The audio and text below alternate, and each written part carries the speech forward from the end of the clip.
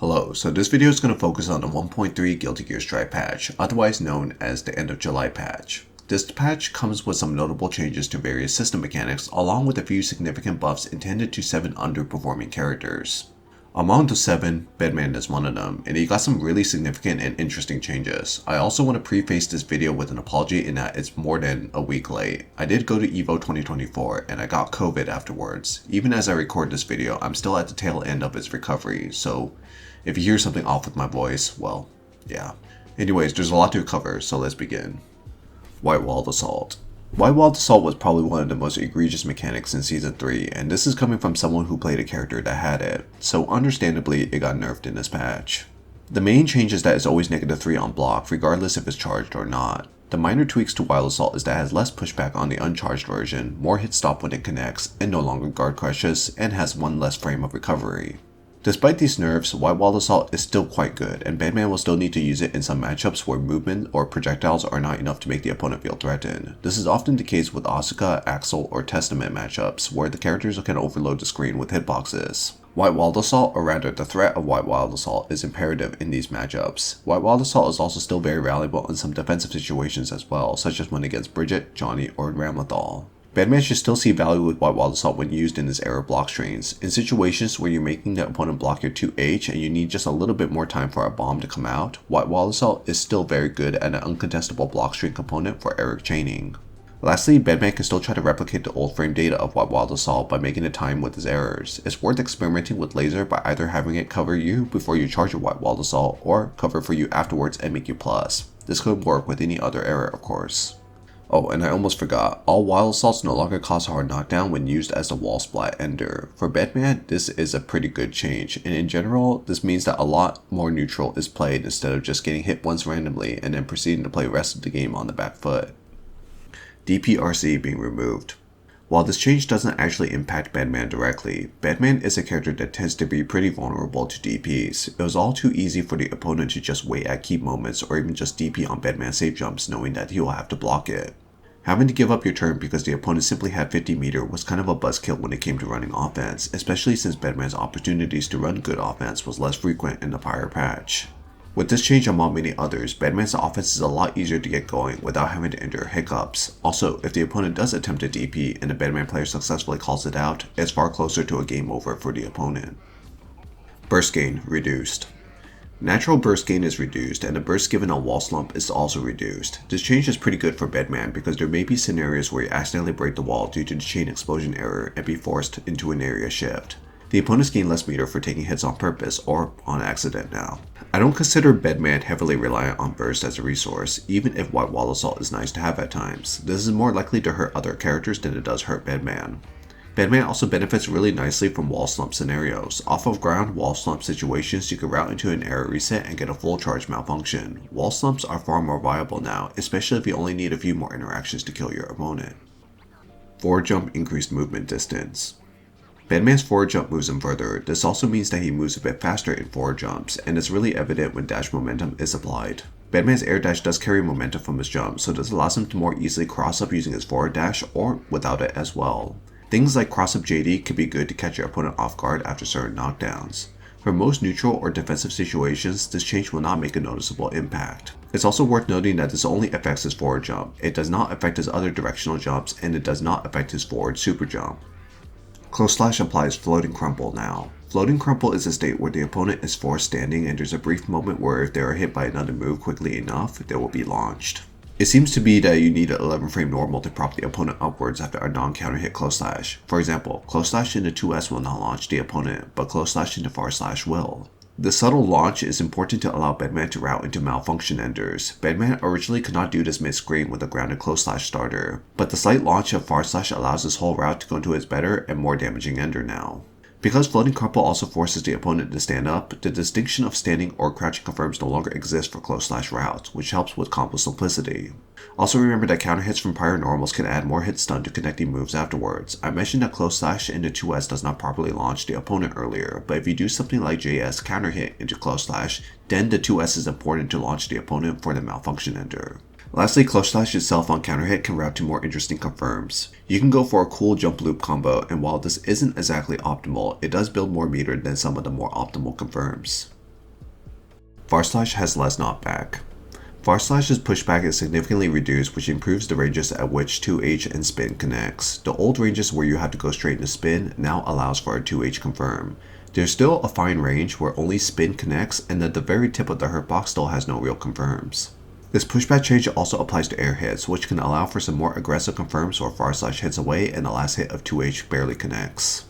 JD causes ground bounce on grounded opponents. JD now ground bounces the opponent if they're hit on the ground, and this allows for new meterless conversions. JD was always a good thing to throw in to see if your opponent is properly checking your pressure with fuzzy 6P, FDOSs, or backdashes, but it was very reliant on errors in the prior patch to have any kind of reward.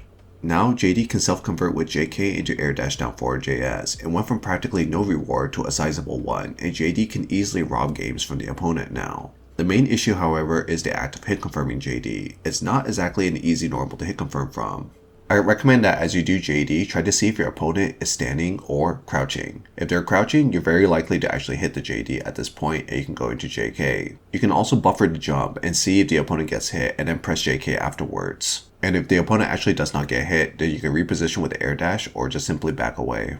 The ground bounce of JD also makes it easier to use in conjunction with errors, since errors tend to play nicer with airborne opponents. JS improvements. JS got numerous improvements, is arguably the most changed normal in this entire patch. There's a lot to cover for this one, but let's start off with simple improvements on it first. JS is 1 frame faster for a total of 9 frame startup now, and it has its vertical hitbox and hurtbox increased near the front. The primary reason for this change is to help with various mid-screen safe jumps, where JS originally always traded with 3 frame normals. Now, it's possible to do his JS safe jumps fast enough to crush fast mashes, but the hitbox improvements will not help with wake up 6P. These changes also make his mid-screen safe jumps after super wall break much more viable now, which is super jump, air dash forward, FD break, JS. Still not easy to do, but actually worth practicing now.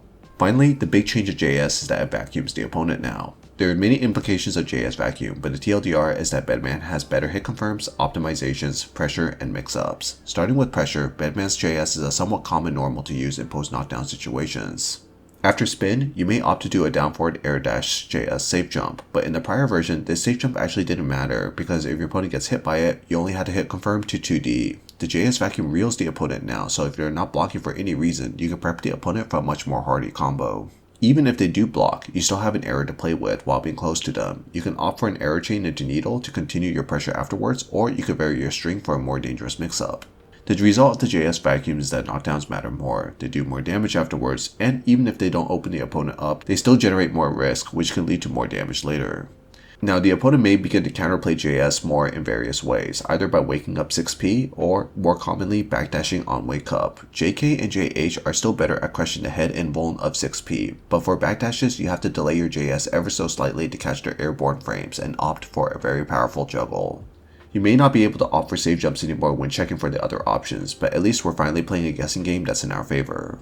Now, I'm not going to touch on too many combos involving JS Vacuum, but you probably saw a few combos already. JS Vacuum combos are really cool, but are also very fickle at times and require the Bedman player to properly understand how far the combo has prorated for certain things to work. Certain starters play very nice, while some other starters are not even worth going to JS loops at all. JS Vacuum also incentivizes Bedman players to use the tool differently now. Before, Bedman's air game was primarily about crushing the opponent's anti-air attempts with JH or his deceptive movement, but with the reward of JS being so much better, he could try to fish for JS hits into a knockdown. Something as simple as jump back JS could be a powerful maneuver. Lastly, for mix-ups, JS Vacuum can lead to some pretty tricky situations. One example is if you identify opponent as stand blocking a bomb, you could jump forward air dash JS into JD for an overhead cross-up. Remember Bedman's forward jump momentum being buffed and JD ground bounces now. They work in tandem with this change. Subsequently, if your opponent might be already aware of the cross-up, you can use a forward super jump air dash forward JS JD for a same side situation, since Bedman's forward super jump does not have the momentum buffs.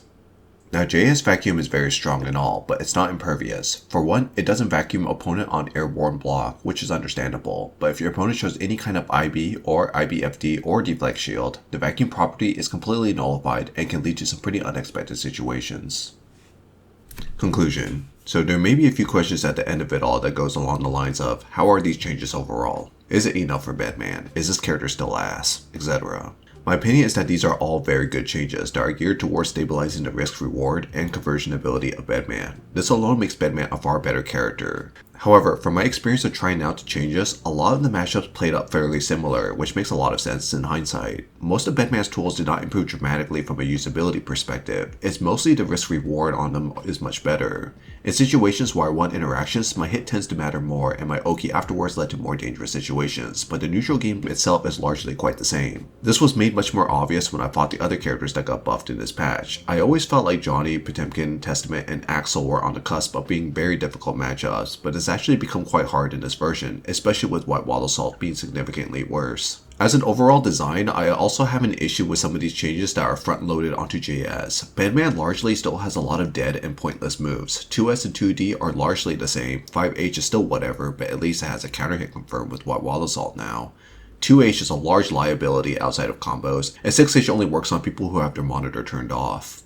My preference is to have a more even distribution of purposeful and meaningful moves instead of just JS doing the hard carrying of Bedman's entire kit. For example, it'd be great if JK also received a similar treatment of having his attack level raised or something, so in situations where people wise up to checking JS with 6P, the value of doing JK is better. In a way, this patch is meant to be as a temporary holdover for the upcoming big patch that is coming up in around 2 to 3 months. In this regard, this patch is largely successful in giving Bedman some very meaningful and interesting changes to play with. Anyways, that's that. Once again, sorry for my more monotone voice than usual. It was difficult recording this in between the constant dying and coughing that I was going through. Hopefully, I'll be alive in the October to November patch, but if I'm not, well, it was a pleasure anyways. Take care.